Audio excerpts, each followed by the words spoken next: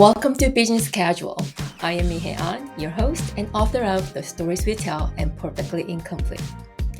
Business Casual brings you unfiltered conversations with badass, inspiring, highly accomplished women. I am passionate about and believe in the power of sharing stories, our authentic, raw, incomplete stories, getting beyond the polished LinkedIn profiles to the real humans behind the titles. My guest today is Stachen Lett-Frederick, President and CEO of Big Brothers Big Sisters of Toronto. From a young age, Stachen knew she wanted to work with children and youth.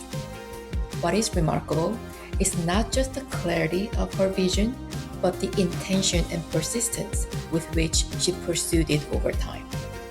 Today, she is living her dream while continuing to grow, adapt, and lead through both the rewards and the challenges that come with it. Today's conversation explores what it means to pursue a dream and live it in reality.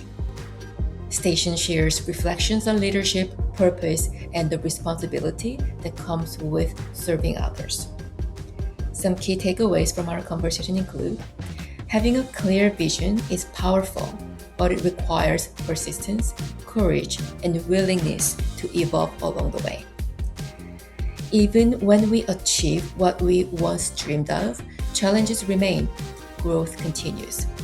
And this is my favorite one. Being vocal about our dreams and asking for support can open doors we never expected. Please enjoy this inspiring and meaningful conversation with Stachen about purpose, leadership, and the journey of building a life aligned with what truly matters.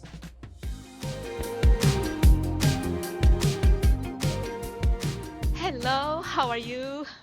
I'm good. How are you? Doing good, thank you. Happy Friday. Thanks. It has been a long week, but I am thankful it is Friday. So it is indeed Happy Yes, Friday.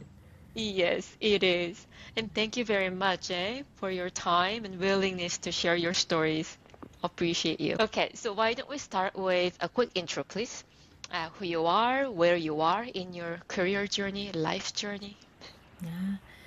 My name is Stachen Lett-Frederick. I am currently the president and CEO of Big Brothers Big Sisters of Toronto. It is truly a dream job. I think back to 2016.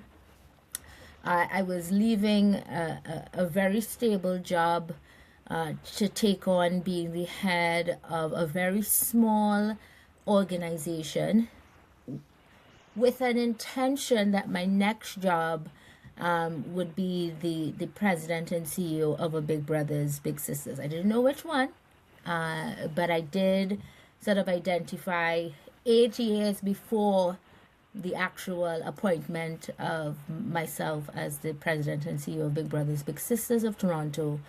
So I had that vision from a while, and so I am living out my sort of dream, and the dream does not come with its challenges. We have dreams, and then sometimes we get into that moment of what we prayed for, what we hoped for, and those things have challenges. So one of those things right now is continue to build on my leadership skills, to think creatively in the work that I do.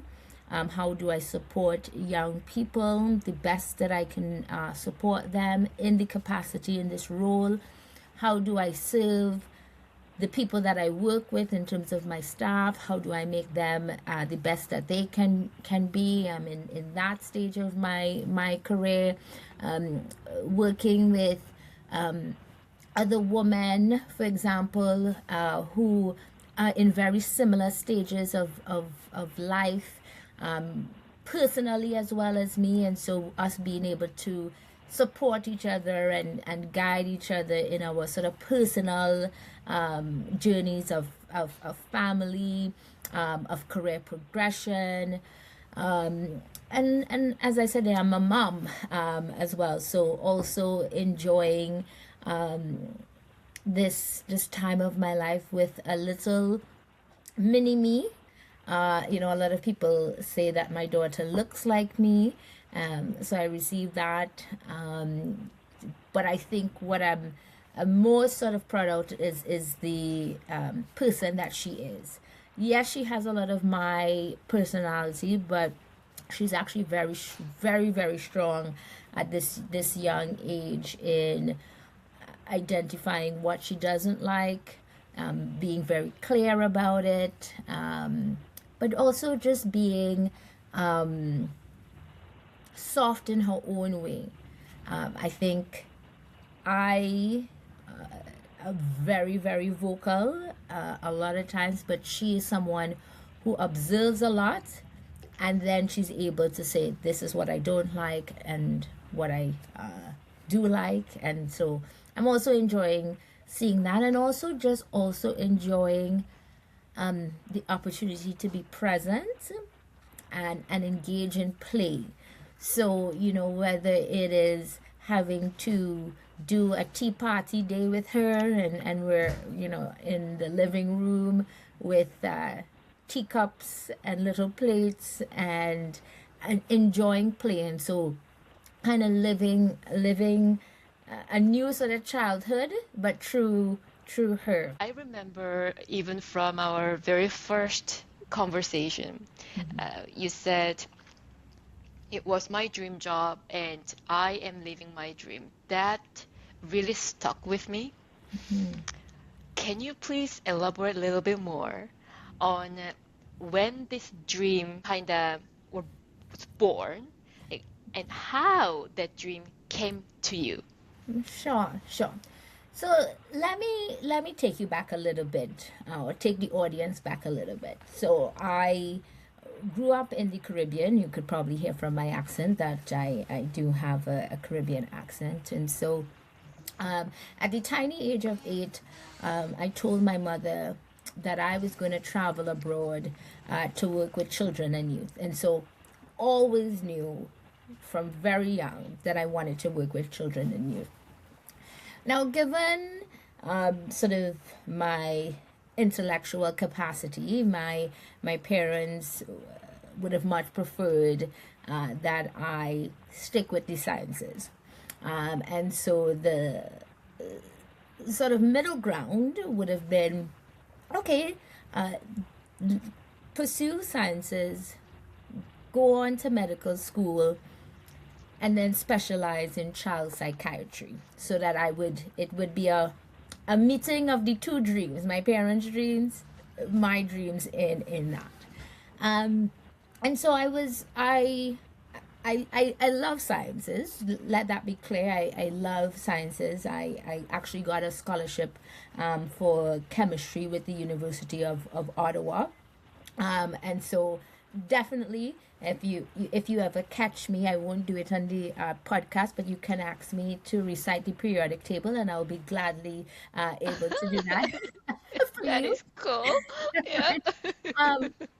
But once I got into university and I did an elective in psychology, I realized that my pathway to what I wanted to do with my life did not need to go down that medical route. And I also remember having conversations with people that saying that your first degree is sort of the backup. Should medical school not work out, well, at least you can fall back on your first degree. And I thought to myself, oh no, I can never see myself shaking test tubes for the rest of my life. So I said, absolutely not, and I'm going to pursue psychology. So graduated from the University of Ottawa. I then decided to do a social work degree here in Toronto. But I'll just say a little piece before that transition between Ottawa and Toronto. So when I migrated to Canada, I was very fortunate in that, given sort of my family background, I was employed at the High Commission, so the embassy of my country. And as a result of that, I met two young girls who were orphans, and they were adopted by their great aunt.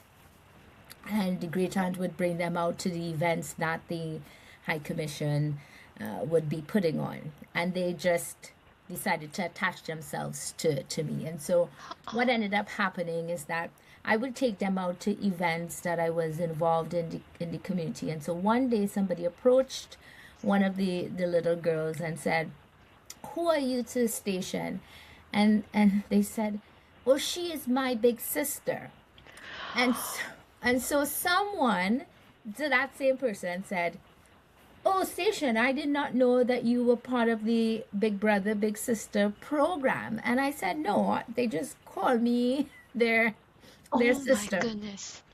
And so that's how I came about, knowing about the Big Brother, Big Sister brand. Then, of course, moved to Toronto, began a job at the YMCA, and I one day I had a very interesting conversation with the then CEO of the YMCA. And so me, this very young staff in my late 20s, decided to book a meeting with the CEO of the YMCA and said to him that I wanted his job. I love it. And I mean, I love that, he wasn't just like, "Who is this little girl?" And he made this joke. He's like, "Station, give me 10 years. Give me at least 10 years, right?" But then he asked me why. And I answered that question. And then after answering that question, he asked me another why. So he asked me 3 whys. Mm-hmm. And he said, as a leader, when you have important decisions to make, you must ask yourself these 3 whys to get to the root cause of why you're doing what you're doing.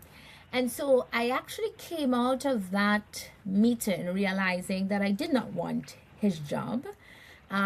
Because if I go back to the story of 8 years old telling my mom I want to work with children and youth, after the conversation I realized, well, hey, the YMCA youth is only a small percentage of the work that the YMCA does. There's senior stuff, there is fitness and recreation of the YMCA. And I said, so let me zero down my goal to be, I want to be the head of a youth serving organization. And then it goes back to that piece of, again, having those 2 young girls in my life of like, wow, Big Brothers, Big Sisters is one of the Canada's oldest youth serving organization. It has been around for 113 years. And so all of that culminated for me saying that this is the place that I wanted to be. So when I left the Y, I said, if I was to stay at the Y and then I apply for the CEO job at Big Brothers, Big Sisters, I don't know if people would understand that it was me who helped build a program to success, or to build the organization to success, because the YMCA is so heavily resourced. But if I go to a place that is, medium size or even grassroots, and if I was to build this into a large organization, then people could say, well, it's true, the efforts of this woman at the helm of it with her staff or whatnot that build the organization. So the organization that I was at before Big Brothers, Big Sisters, an organization called Frontlines, when I took it over, it was about a $250K organization operational budget. When I left it, it was a $5 million organization. So within how many years? So that was 8 years. 8 years that. Oh wow, impressive. Yes. So that, and then I left it. I walked away and came to the dream job. And as I said, the dream job is with its challenges as well, but it's where I am meant to be, and you will continue to build that organization to the greatness that we need it to be to serve the young people of Toronto. What an awesome story. Oh, wow. Do so now that you've been living your dream, what would be the top three things that turned out to be like true? Okay, it is what I thought it was going to be. I am so fulfilled. And what would be top three things that are not something that you thought would be the case? Interesting. Great questions. What I thought it would be is that it would be an organization that is so full of spirit. So I knew that because, if back then when that interaction happened in Ottawa, it was about 2008 2009 that interaction happened with my two littles, if you call them.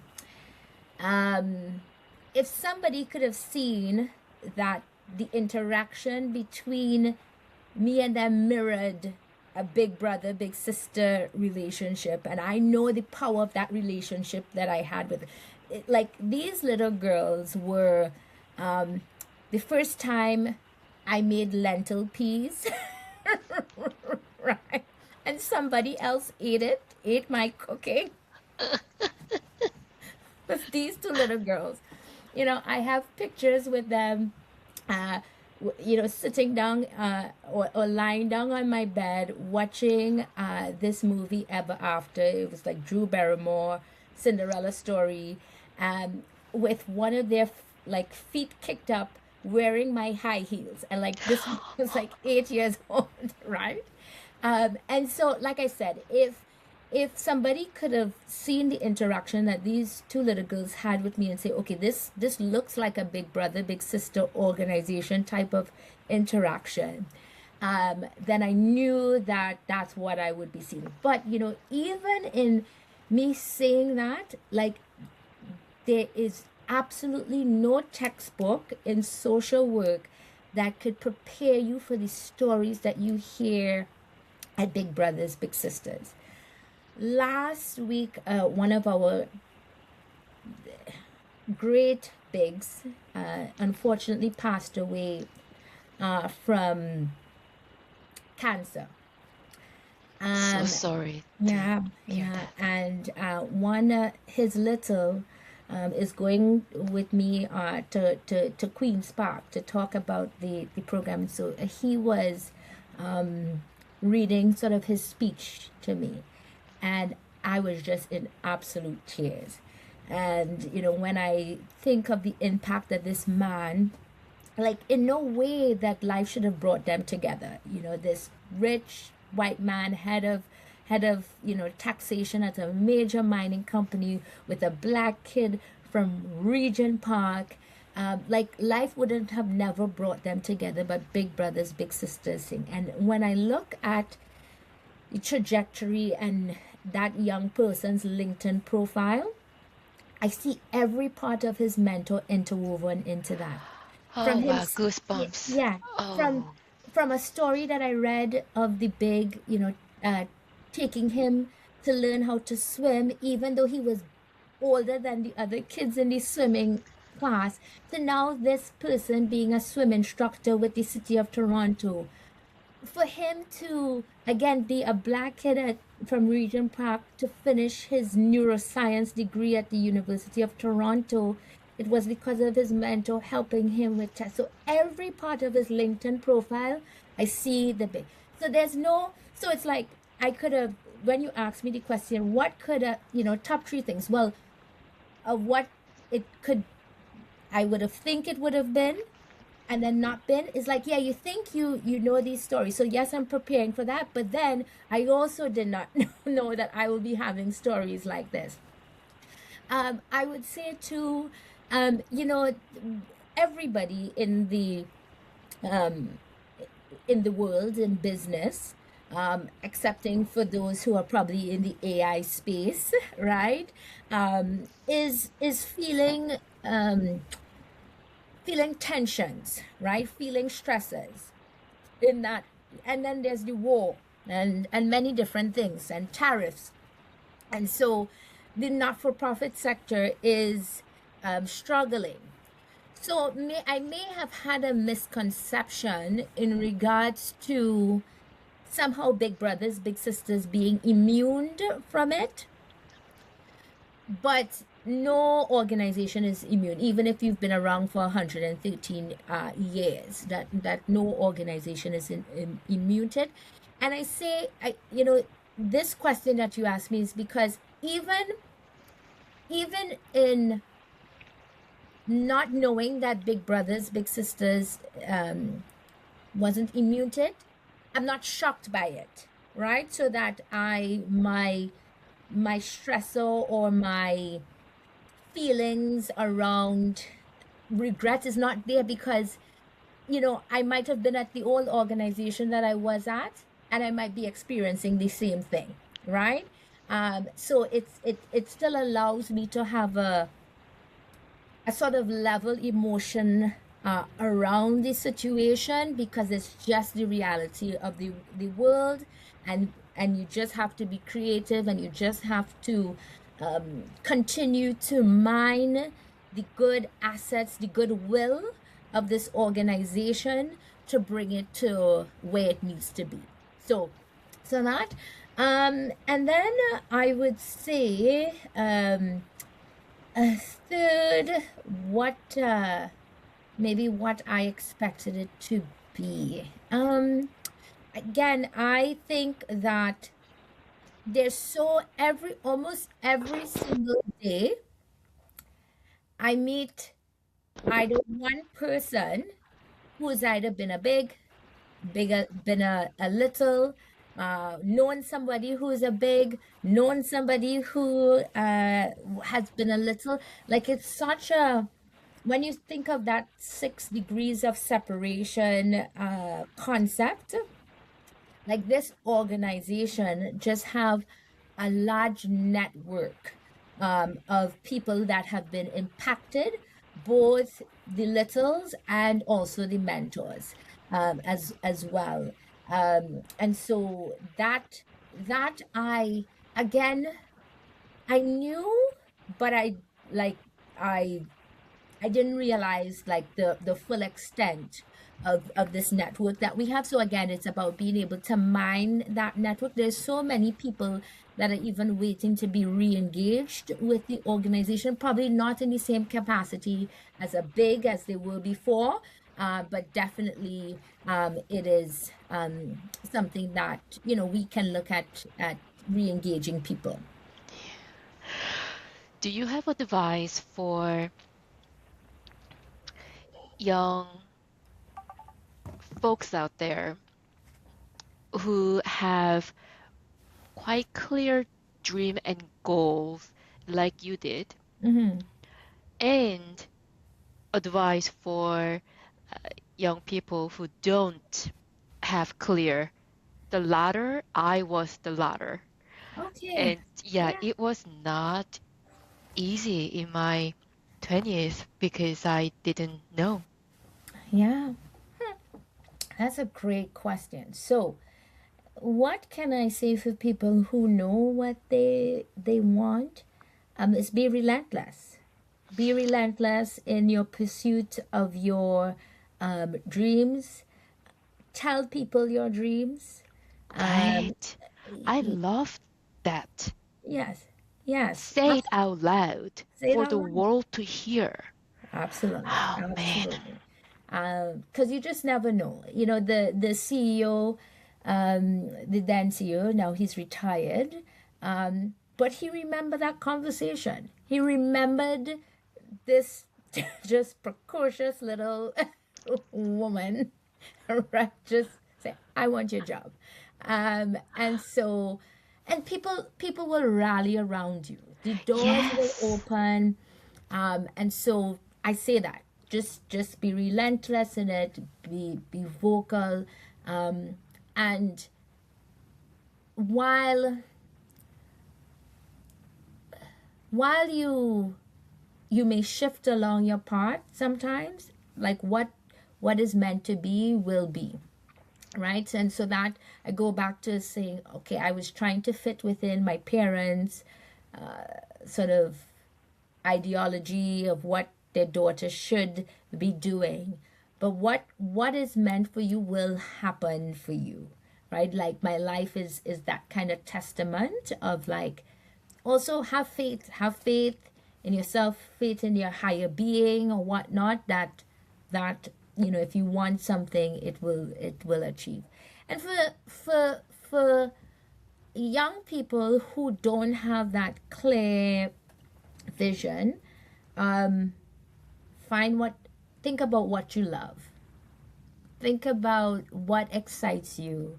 Like I enjoy being around like young people.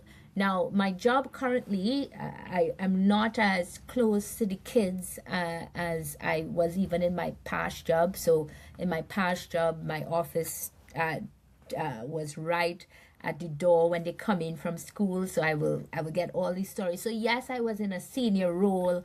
I'm the head of the organization. I'm writing grants. I'm dealing with budgets and all of that. Like I still saw the smiles of the kids all the time. So that just fueled me a lot. But now in this current capacity, it's not so much.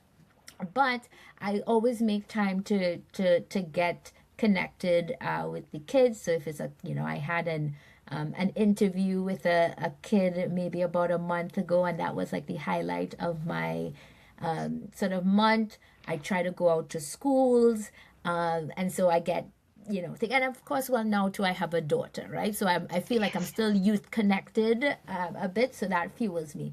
So yeah, I would say to for kids, like close your eyes, think about what makes you feel good, what you would want to be doing for the rest of your life, like until the ends of your time. What would you want to be doing with your life, and choose that. Now, a lot of young people that I've talked to and whatnot is like, I don't want perhaps like the thing that I like to be the thing that I work in. So like there was one young girl, it's like, she's so good at photography. That's a hobby. And so I said, like, why don't you not do that? And she's like, no, no, no. I don't want the thing that I love to be the thing that I work, because I think of work as just this something strenuous, but I actually think it's actually that. Because then it doesn't feel like work. My work does not feel like work. For me to write a proposal about what I love doing and it does not seem to be work, because it's like something I truly, truly love. But I'll say too as well is like, at least try to do a lot of like free courses, right? Like there's Coursera, there's whatnot, like dabble into things without that big investment to find out what you love, and just again reach out for help. So the same way as to tell the person who knows of their dream to go and tell people. You want to tell folks who are like, I don't know where it is, but can I like job shadow you? Can you connect me to somebody? Like I tell any young person that has ever reached out to me, I've always answered to them for a chat, or whatnot, always available. And I think most adults would be open to having a conversation with you to help you along the way. Thank you so much for this conversation. I mean, my cup is even fuller. We started our conversation before we hit record. Mentioned to you that my cup is quite full this Yeah. week for various reasons, but my cup is even fuller after our conversation. I mean, your love and passion for the work you do, it is just shining. It is very, very evident, and Mhm. your generosity and abundance mindset, those shine through. So thank you for such positive chat today. No, and thank you for having me. It's a pleasure to have these moments too. Sometimes in the busyness of the day to sometimes reflect too as well of your why. I go back to that, to the why of what I am doing, and so it's good. Thanks for this conversation. It's much appreciated. That's it for today. Thank you for tuning in. Please remember you have more agency than you often realize. Choose your stories. I'll see you next time.